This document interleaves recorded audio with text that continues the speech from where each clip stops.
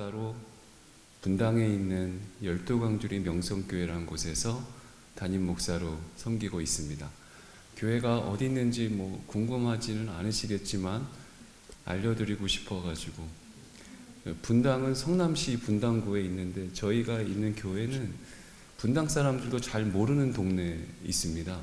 동원동이라는 동네에 있는데 아무리 설명해도 잘 모르거든요.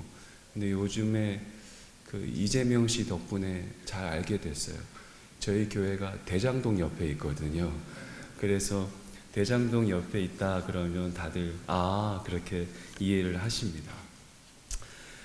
저희 아버지는 목사님이십니다. 그런데 2007년 제가 35살쯤 됐을 때 12월 마지막 주일 아침 예배를 드리러 가다가 교통사고를 당하셨어요. 그래서 뇌 수술을 하고 그 이후로 깨어나지 못하고 4년 동안 누워 계시다가 돌아가셨어요. 저희 아버지는 생각해 보니까 참 좋은 아버지셨지만 부자 아빠는 아니었어요. 그래서 아버지의 유품을 정리하는데 돈 되는 건 하나도 없더라고요. 근데 아버지가 가진 것이, 옛날 목사님들은 책을 사는 걸 그렇게 사명처럼 여기셔가지고 방 전체에 책들이 가득했어요. 그래서 그거 아버지 유품이다 생각하고 그 모든 책을 제 사무실에 다 가져다 놓고, 그리고 아버지가 교인에게 선물 받은 큰 책상이 있었거든요. 한 2m가 넘는 큰 책상이 있어서 그것도 제 사무실로 가져가서 쓰게 되었어요. 그런데 어느 날 사람이, 여러분 MBTI 잘 아시지만 이게 저는 원래 T인데 목사가 T로만 살면 목회 못하거든요. F가 같이 이렇게 섞여져야지. 그래서 저는 검사를 해보면 거의 47%, 53% 이렇게 나와요. 원래 완전 T인데. 그래서 막 지내다가 어느 날 책을 보니까 아버지 돌아가신 지 꽤 됐는데 거의 아버지 책을 안 보는 거예요. 그래서 막 T가 발동해가지고 다 갖다 버리자. 그래서 그리워하고 사랑하는 아버지 유품인데 남겨놓은 거 없는데 싹 다 버렸어요. 그리고 책상 하나 이제 남은데 이걸 버릴까 말까 하다가 그 책상 버리려면 돈 내라 그러더라고요. 그래가지고 에이 두고 쓰자 이렇게 놓고 쓰게 됐어요. 그래서 저희 아버지가 저에게 남겨준 거는 책상 하나였어요. 그래도 저희 아버지는 좋은 아버지니까 다 이해하고, 심지어 달랑 책상 하나 아들이 갖고 있는 것 보고도 좋아하실 거라고 생각이 들어요. 제가 왜 이렇게 제 얘기를 처음부터 길게 했냐면 예수님 얘기하는 거예요. 막 예수님이라고 얘기해도 되는 분위기죠? 예. 예수님이 우리들에게 본인이 쓰던 것, 또 본인이 가지고 있던 걸 유산처럼, 유품처럼 주신 게 있거든요. 우리가 그거 다 받지는 못하더라도 한두 개 정도는 꼭 갖고 있어야 되지 않을까. 그게 이제 관계를 맺은 사람의 아주 바른 태도가 아닐까, 그런 생각이 들어요. 그래서 예수님이 우리에게 주신 게 몇 가지가 있는데 오늘은 제가 짧게 3가지만 얘기할게요.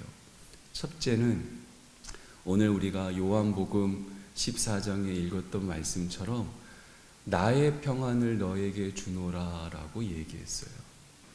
그러니까 예수님이 남겨놓은 거는 평안을 주신 거예요. 그러면서 하시는 말씀이 나의 평안은 세상 것과 다르다라고 얘기하시는 거예요. 그러면서 덧붙여 하시는 말씀이 너희들 근심하지도 말고 두려워하지도 말아라, 이렇게 말씀하셨어요. 이 말에 담겨져 있는 숨은 메시지는 그런 거예요. 평안을 주신다 그러면서도 근심하고 두려워하지 말라라고 얘기하는 것은 이 세상을 살아가는 데 있어서 무조건 근심하고 두려워할 일을 만나게 된다는 거예요. 이게 예수님이 우리에게 남겨진 유언 같은 거예요. 세상 어디를 가도 누구를 만나도 무슨 일을 해도 반드시 너희는 근심할 거야. 그리고 두려워할 일을 만날 거야. 근데 세상은 뭐라고 얘기해요? 내 평생에 근심하지 않고 두려워하지 않을 일을 찾고 장소를 찾고 사람을 만나라고 노력하라고 애쓰라고 얘기하는데 다 거짓말이에요. 세상에 그런 곳은 없어요. 그러면서 예수님께서 우리에게 주시는 것은 세상은 다 근심하고 두려워하겠지만 근심과 두려움이 사라지지 않겠지만 나의 평안을 너희들이 가지면 그 속에서도 평안할 수 있다. 이런 말씀 주시는 거예요. 예수님의 인생을 이렇게 봤을 때 예수님도 근심과 두려움을 어떻게든 피해 보려고 마음을 먹은 순간이 있어요. 그게 언제냐면 예수님께서 십자가에 달려 돌아가시기 전날 밤에 겟세마네라는 작은 동네에서 기도했어요. 동산에서. 하나님께 기도하기를 하나님, 내일 너무 걱정이 되고 두려워요. 이것 좀 옮겨주세요. 근심과 두려움이 있는 길로 가지 않게 해주세요라고 예수님이 하나님께 기도했어요. 근데 하나님은 답하지 않으셨어요. 우리에게 주는 메시지는 명확해요. 근심과 두려움이 있는 길로 가야 된다. 그 길밖에 없다. 그래서 어떻게 사냐? 그렇지만 너희들이 평안했으면 좋겠다. 그 평안을 너에게 주노라. 이게 예수님의 말씀이에요. 저는 연대 신학과를 졸업하고 광나루에 있는 장로회 신학대학원을 갔는데 거기서 그 상담학 수업을 듣는데 어느 날 교수님이 결혼에 대해서 이렇게 강의를 해주시는데 결혼의 조건, 상대방을 만나는 조건, 잘 사는 조건 4가지를 말씀해 주셨는데 1, 2, 3는 잘 기억이 안 나요.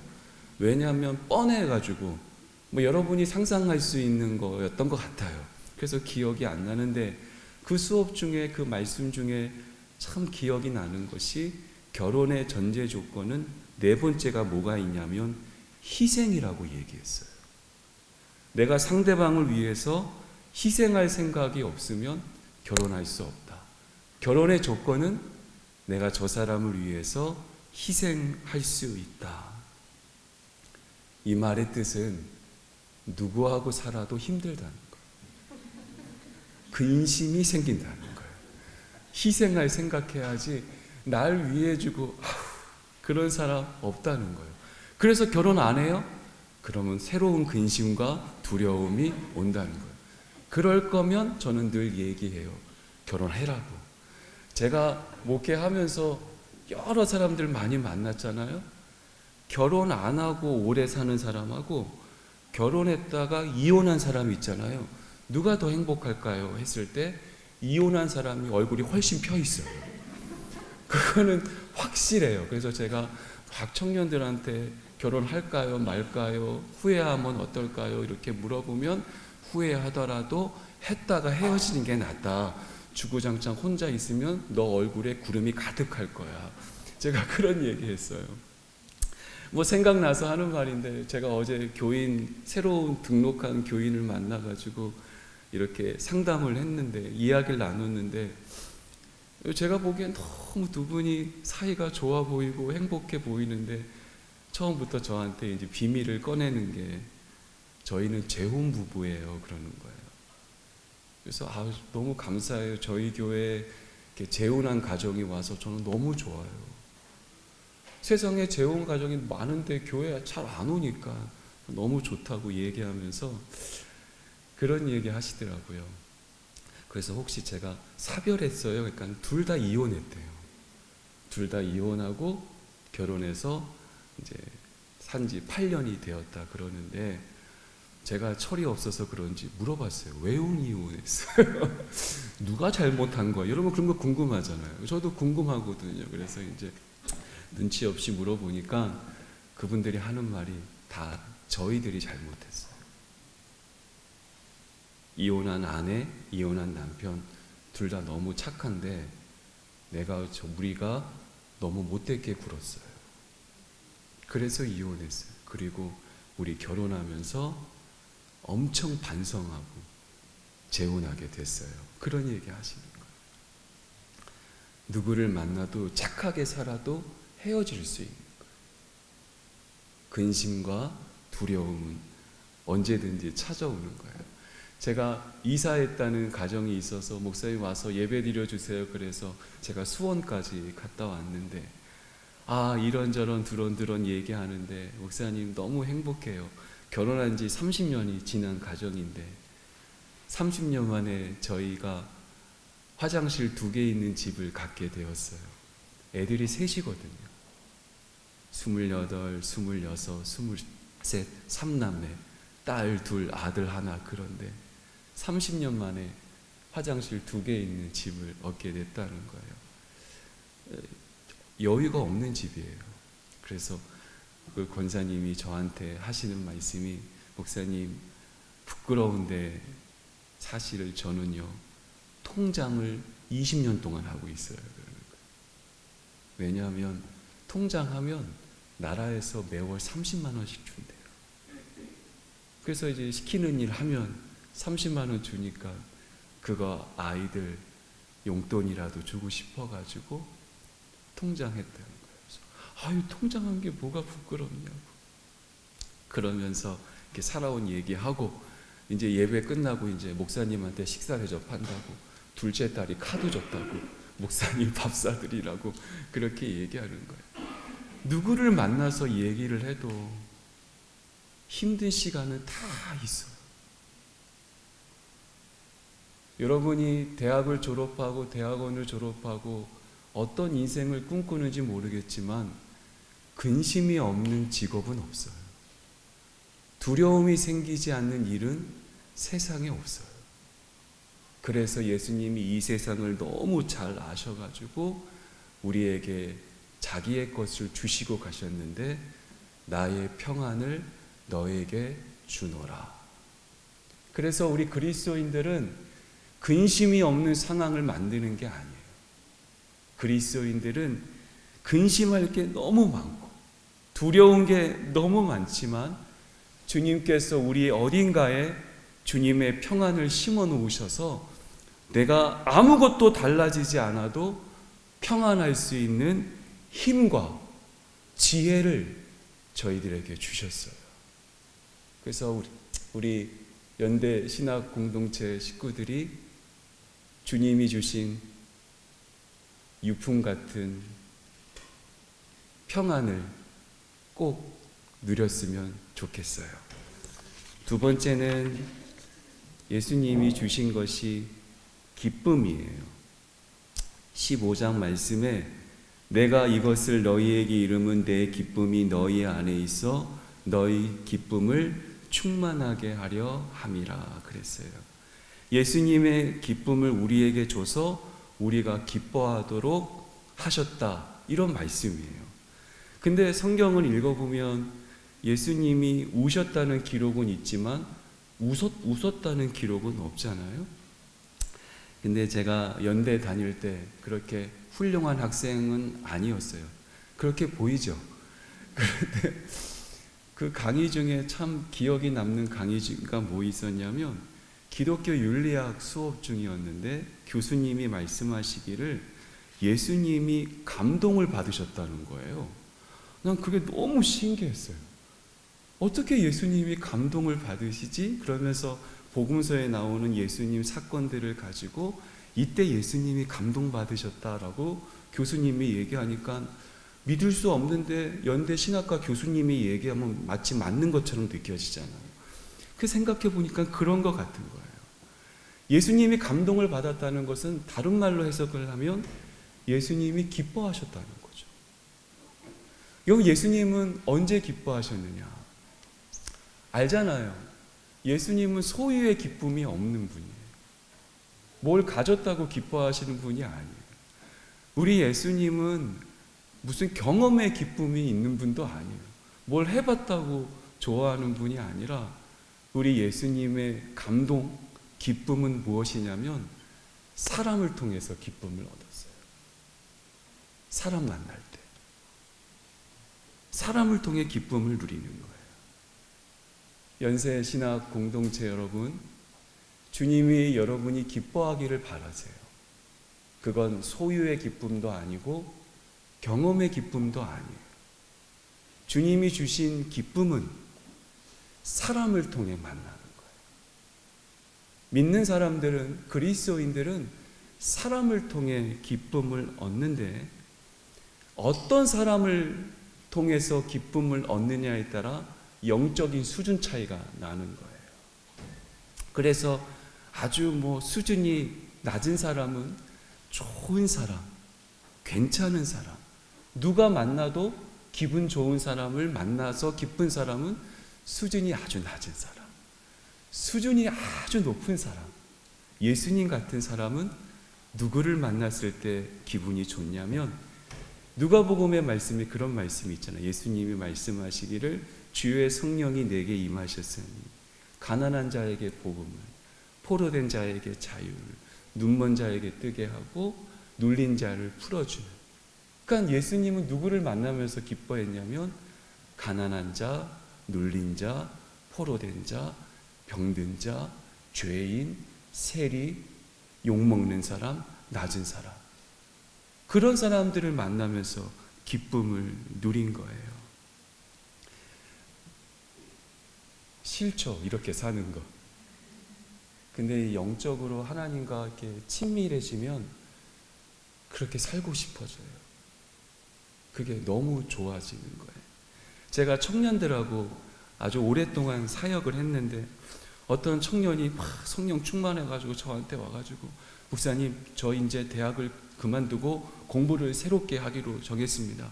왜? 그러니까 하나님께서 저에게 의료 선교를 하라고 하셨습니다. 그래? 점수 나오니? 아니요, 그게 문제입니다. 의대 갈 점수가 나오지 않습니다. 어떡할 거예요, 목사님? 제가 답을 시원하게 줬어요. 간호학과로 가라 그랬어요. 이거 간호대 비하하는 거 아니잖아요. 팩트로 그렇잖아요. 근데 아이의 생각은 의사밖에 안 되는 거예요, 의료 선교가. 왜? 간호사로 사역하면서도 외국 가가지고 병원까지 세운 선교사님이 얼마나 많으신데. 우리의 마음은 높은 데서 기쁨을 찾으려고 하는 거예요. 한 남자아이가 왔어요. 아주 또 와서 얘기하기를, 목사님, 저 자매를 놓고 기도했습니다. 저 자매한테 내 마음을 고백해도 될지 안 될지, 사교도 될지 안 될지 하나님께 기도했습니다. 그래서 그런 걸 왜 물어보냐, 내가 그랬거든요. 아닙니다, 저는 하나님이 답해 주실 때까지 하지 않겠습니다. 그래, 하나님이 뭐라 하지? 하나님이 사귀라고 그랬습니다. 그러는 거예요. 야, 오늘만 3번째야. 저 자매하고 사귀겠다고 하나님 앞에 응답받고 내가 3번째야. 하나님은 왜 이렇게 정신이 없니? 제가 그런 거예요. 그 자매가 이쁘거든요. 왜 못생긴 자매를 놓고는 기도도 안 하고, 부족한 자매를 놓고는 기도도 안 하고, 교회에서 제일 이쁜 애만 놓고 기도하는 거예요. 그러니까 마음이 힘드는 거예요. 우리의 마음이 낮은 곳에 가면 기쁨을 막 누릴 수가 있어요. 제가 이제 목사님들과 여러 교제하는데, 목사라고 다 좋은 사람은 아니잖아요. 제가 진짜 쌍욕하는 목사가 하나 있어요. 지금도 욕해요. 막 화가 치밀어 올라요. 뭐라고 얘기하냐면, 이제 같이 부목사로 있을 텐데 이제 목사님한테 이 아파트를 가서 신방하고 오세요, 교인을 만나고 오세요 라고 얘기하니까 목사님이 알았다고 갔다가 오시더니 막 뭐라 그러시는 거예요. 왜요, 목사님? 그 집에 갔는데 된장 냄새가 나. 나는 못 사는 집은 싫어. 막 그런 거. 지도 못 사는 게. 제가 선배만 아니면 진짜 쌍욕했을 것 같아요. 그건 안 돼요. 그렇게 살면 절대로 주님의 기쁨이 없어요. 가난한 자, 병든 자, 소외된 자, 약한 자, 부족한 자를 향해서 만나고 그들 만남을 통해서 기쁨을 얻어야지 예수님의 기쁨이 우리에게 있는 거지. 좋은 걸로 치장된 것을 보고 기뻐하는 건 세상 사람들도 다 하는 거예요. 우리 예수님이 여러분에게 주님이 누린 기쁨을 충만히 누리기를 바라는 거예요. 우리 연대 신학과 식구들이 그렇게 살았으면 참 좋겠다. 그런 마음이에요. 보통 교회에서는 아멘도 하고 막 좋아하는데 기대 안 했습니다. 마지막으로 예수님이 주신 게 생명을 주셨어요. 요한복음 10장에 도둑이 오는 것은 도둑질하고 죽이고 멸망시키는 것뿐이요 내가 온 것은 양으로 생명을 얻게 하고 더 풍성히 얻게 하려는 것이니라. 우리 예수님이 예수님의 생명을 주셨어요. 이거 좀 너무 애매한가요? 여러분 안에 예수의 생명이 있어요. 그 생명은 누구도 빼앗아 갈 수 없어요. 그리고 그 생명은 영원해요. 근데 잘 못 느껴요. 저도 목사인데도 잘 못 느끼다가 이번에 하나님이 너무 느끼게 해주셨어요. 내 안에 예수의 생명이 있다는 것을 느끼게 해주셨어요. 그 작년 11월쯤에 교인 중에 아산병원 간호사가 있는데 목사님 제발 건강검진 좀 하시라고. 귀찮다고. 하나님이 나를 지키신다고. 내가 이러는데도 하나님이 지켜도 건강검진 좀 하라고.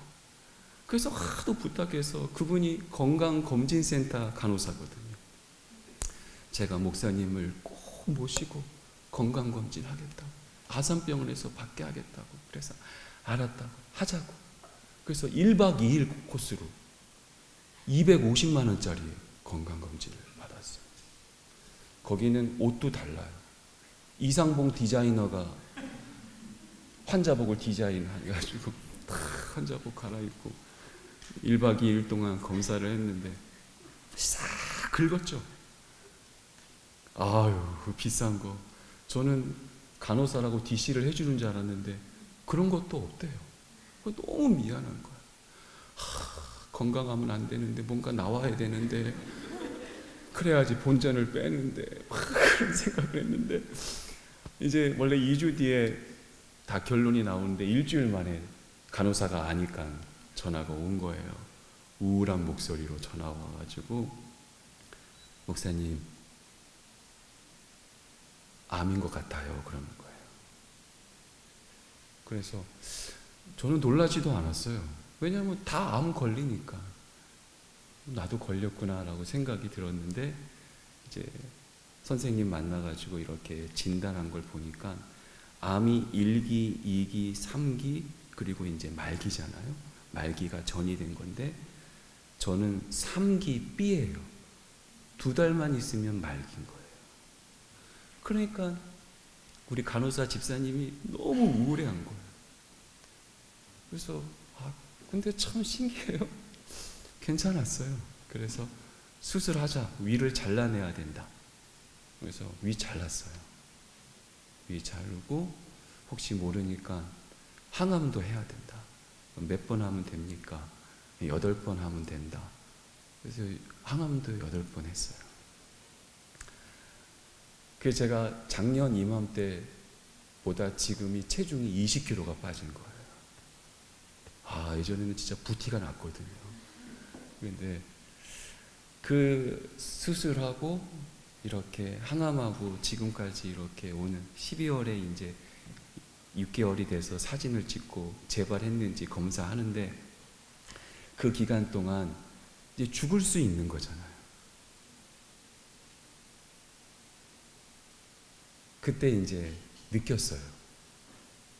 내 안에 예수의 생명이 있구나. 지금은 여러분 아무리 말해도 몰라요. 그런데 예수님이 여러분에게 자신의 생명을 주셨어요. 십자가에서 죽으면서. 지금은 잘 몰라요. 그런데 그걸 알면 사는 게 겁이 안 나요. 사는 게 겁이 안 나는 이유가 뭐냐면, 저기 일본에서 방사능 오염된 물을 바다로 보내잖아요. 바다로 보내는 이유가 뭐예요? 물이 많으니까 그런 거죠. 그래서 겁 없이 보내는 거예요. 만약 내 냉장고에다가 물통에다가 그걸 갖다 부으면 우린 두렵잖아요. 말도 안 되잖아요. 있는 것만으로도 싫잖아요. 근데 바다는 물이 많으니까 겁이 안 나는 거예요. 우리 지금 벌써 잊고 살잖아요. 내 안에 예수의 생명이 있으면, 그걸 알게 되면 그 예수의 생명은 영원하거든요. 마치 바닷물 같은 거예요. 그래서 아무리 힘든 일을 만나도, 아무리 더러운 일을 만나도 바닷물에 씻겨가듯이, 사라져가듯이 별로 겁이 안 나게 되는 거예요. 연대 정도 나왔으면 겁 안 먹어야 되는데 그런 거 없어요. 무조건 근심해요. 무조건 두려워요. 우리 예수님의 평안이 여러분 가운데 있기를 바라고, 잘난 사람 쳐다보면서 우울해하지 말고 예수님처럼 낮은 자에게 눈을 들여서 그들을 통해서 오는 주님의 기쁨을 누리고, 걱정하고 두려워하는 일들 여러분 안에 있는 예수의 생명으로 말미암아 제발 겁먹지 말고 쫄지 말고 멋지게 살기를 주님의 이름으로 축복합니다.